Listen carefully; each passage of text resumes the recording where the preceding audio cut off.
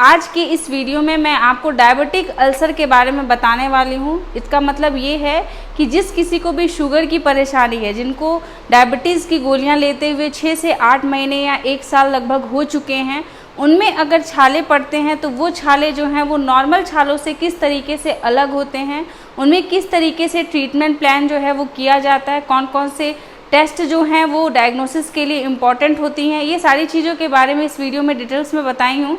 सारी चीज़ों को जानने के लिए वीडियो को आपको अंत तक देखना बहुत ज़्यादा ज़रूरी रहेगा। अगर आपको वीडियो समझ में ना आए, कोई डाउट हो, कोई क्वेश्चन आए मन में, तो कमेंट जरूर कीजिएगा, बहुत जल्दी इसका आंसर करेंगे। हेलो दोस्तों, कैसे हैं आप सब? मैं आपकी डॉक्टर ज्योति पांडे। डायबिटिक अल्सर का मतलब ये है कि जिन लोगों को भी शुगर की प्रॉब्लम होती है, जिनके जो ब्लड है उनमें ग्लूकोज लेवल जो है वो ज़्यादा हो चुका है, चाहे वो टाइप 1 टाइप की डायबिटीज़ हो या टाइप 2 टाइप की डायबिटीज़ हो, किसी भी डायबिटीज़ में अगर किसी को मुंह के अंदर छाले होते हैं तो वो छाले एक नॉर्मल छालों से बहुत सारे तरीक़ों से अलग होते हैं। उनके शेप और साइज़ अलग होते हैं, उनके कलर अलग अलग होते हैं।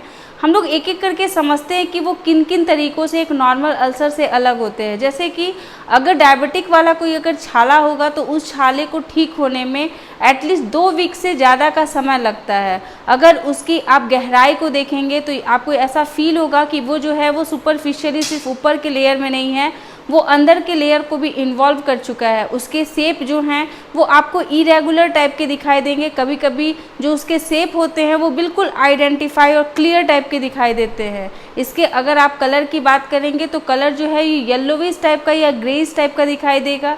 इसमें दर्द जो है वो हमेशा दर्द जो है वो बना रहेगा। दर्द नॉर्मल छाले की अपेक्षा ज़्यादा होगी, उसमें बर्निंग सेंसेशन जो है वो ज़्यादा होगा और थ्रोबिंग पेन जो है वो हमेशा होते रहेगा। थ्रोबिंग पेन का मतलब है चुभने वाले जो पेन होते हैं, उस टाइप का जो पेन है वो आपको हमेशा से महसूस होते रहेगा।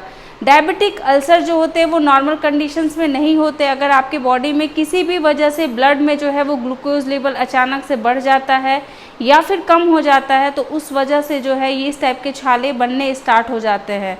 जो लोग भी डायबिटिक वाले होते हैं उन लोगों को अपने डाइजेस्टिव इश्यूज़ जो होती हैं उनको क्लियर करने की आवश्यकता है। अदरवाइज ये छाले जो होते हैं वो बार बार से रिपीट होने लगते हैं।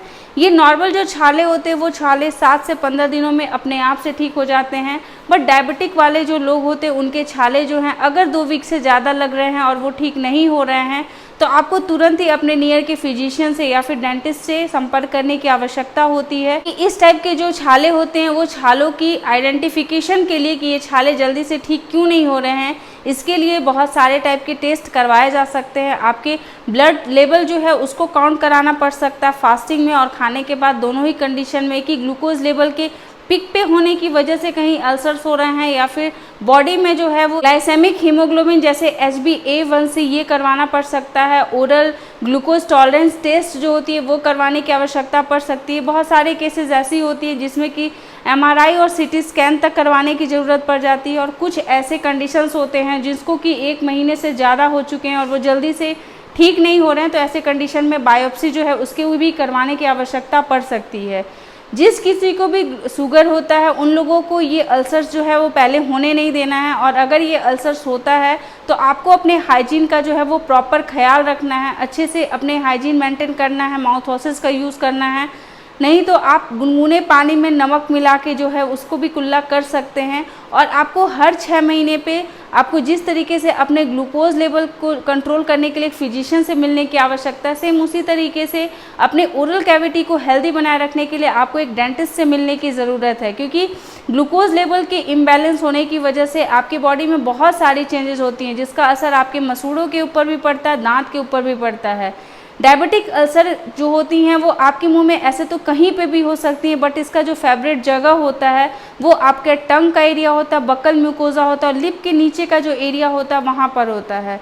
मोस्ट कॉमनली जो है वो इन जगहों पे ये देखा जाता है। इसके अलावा वो आपके तालू मतलब पैलेट पे भी देखा जाता है। वो लोगों को भी डायबिटिक है और अगर वो उसके साथ साथ कोई भी हैबिट्स में होते हैं, लाइक अगर वो धूम्रपान करते हैं या फिर वो टोबैको च्युइंग या फिर गुटखा भी लत अगर उनको होती है तो ऐसे लोगों के जो अल्सर होते हैं वो उसको ठीक होने में और ज़्यादा समय लगता है। तो बेटर यही रहेगा कि अगर आप पहले से ही इम्यूनो कॉम्प्रोमाइज़ हो चुके हैं, आपको डायबिटीज़ है, तो आप हैबिट से थोड़ा सा दूर रहिए। और अगर ऐसा कुछ होता है तो आपको नियर अपने डेंटिस्ट जो है उनके पास जाना होगा। इसके लिए आपको हो सकता है कि स्टेरॉइड्स जो है वो चलानी पड़े, एंटी इन्फ्लामेटरी मेडिसिन चलानी पड़े, एनारोबिक एरोबिक मेडिसिन के साथ साथ एंटीबायोटिक्स और एंटी फंगल मेडिसिन भी चलाने की आवश्यकता पड़ सकती है। वो डिपेंड करता है कि आपकी अभी जो कंडीशंस है वो कैसी है, आपकी जो इम्यूनिटी है बॉडी की वो कैसी है, आपके ग्लूकोज लेवल जो है वो कैसे हैं।